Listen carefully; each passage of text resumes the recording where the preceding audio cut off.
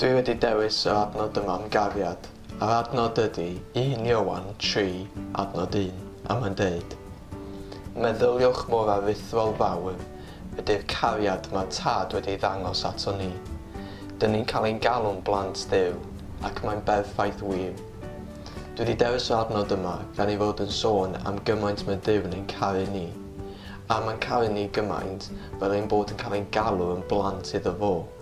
Ac mae hynny yn hawl anhygol i allu gael, a dyn ni'n gallu siarad efo Duw pe bynnag dyn ni isio am unrhyw beth dyn ni isio, heb bod ni am fod yn deud wrth rhywun neu yn mynd yn flin amdano fo.